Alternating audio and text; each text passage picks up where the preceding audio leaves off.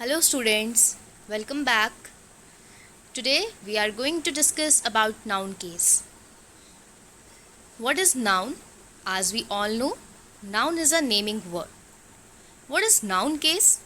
Noun case refers to how nouns are used in relation to other words in a sentence. There are four cases of noun. First is nominative case. It is also called subjective case.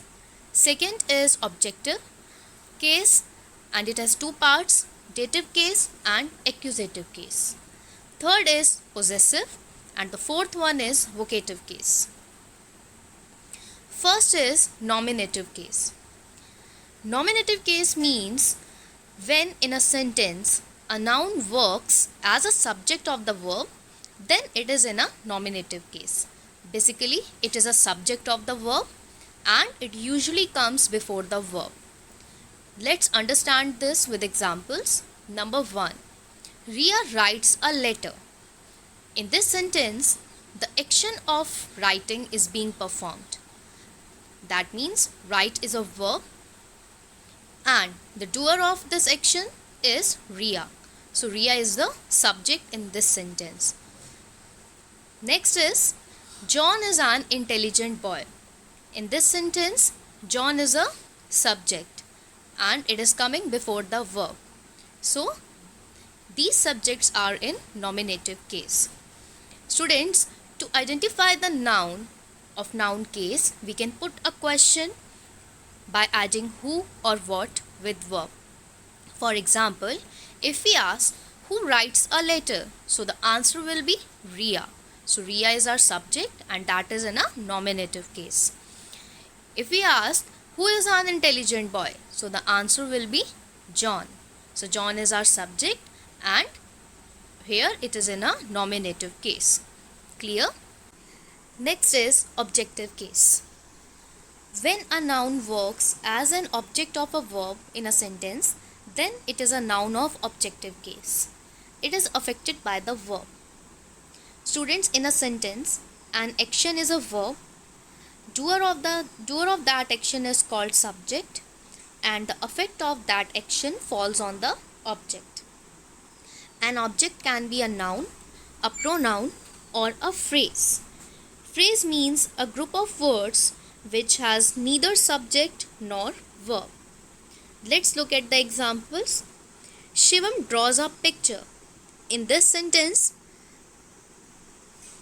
the action of drawing is being performed and the doer of that action is Shivam and the effect of this action is being fallen on a picture. So here Shivam is the subject, draw is a verb and a picture is your object.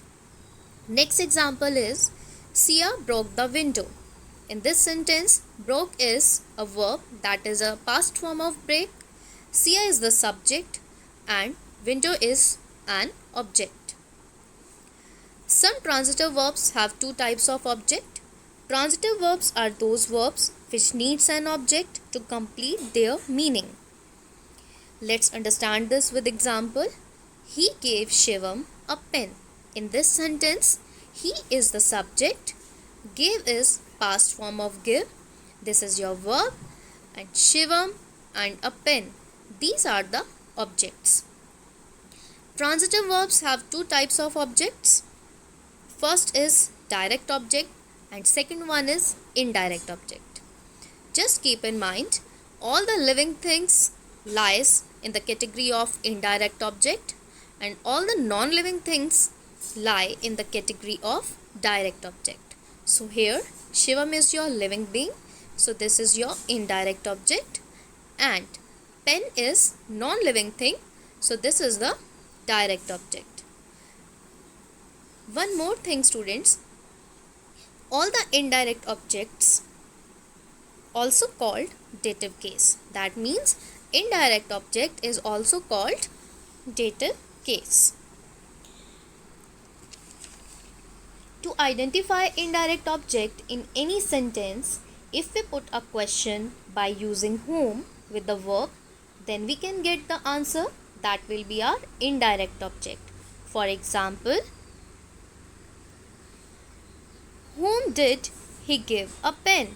So the answer will be Shivam. And if we have to find the direct object, then we will put a question by adding what with the verb. For example, what did he give to Shivam? What did he give Shivam? So the answer will be a pen. Clear? Now we have accusative case. When a noun works as an object of a preposition in a sentence, then it is known as a noun of accusative case. For example, my book is on the table. In this sentence, table is the object and on is preposition. In this sentence, table has no relation with verb. That's why table is an object of preposition on. Next example is, he is playing in the garden. In this sentence, in is preposition and the garden is an object. So in this sentence, garden has no relation with verb. That's why garden is an object of preposition in. Next is possessive case. Possessive case means when a noun denotes possession or ownership, or we can say to denote possession or ownership, apostrophe s or of both are used. If noun is living, then we use apostrophe s with it, and if the noun is non-living, then with it we use possession, then of, then noun. Let's look at the examples. Tina's doll has been lost. In this sentence, Tina and doll both are noun. In this sentence, Tina is denoting ownership on doll. So it is in a possessive case.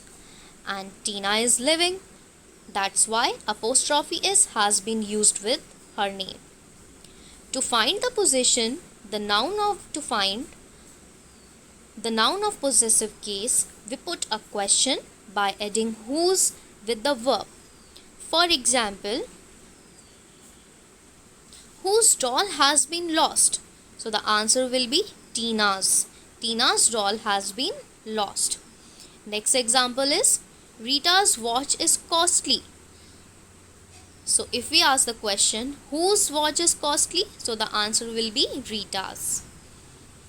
Students, with non-living nouns, apostrophe s is never being used. If we say table's leg, it would be wrong. First we have to use the possession, the leg, then of, then the noun, that is the table. So the leg of the table. Similarly, if we say book's cover, again this would be wrong. The correct one will be the cover of the book. Last but not on the least, we have vocative case. Vocative case, when a noun or a pronoun is used to call or to get the attention of a person, that is called vocative case. For example, John, go there, or go there, John. In this sentence, John is a noun of vocative case because in this sentence, a comma has been used after John, which expresses that John is being addressed in this sentence. Similarly, girls, sit down. In this sentence, a comma has been used after girls, which expresses that girls is being addressed in this sentence. Girls are being addressed in this sentence, or we can say, sit down, girls. I hope this topic is clear to you, everyone. Thank you.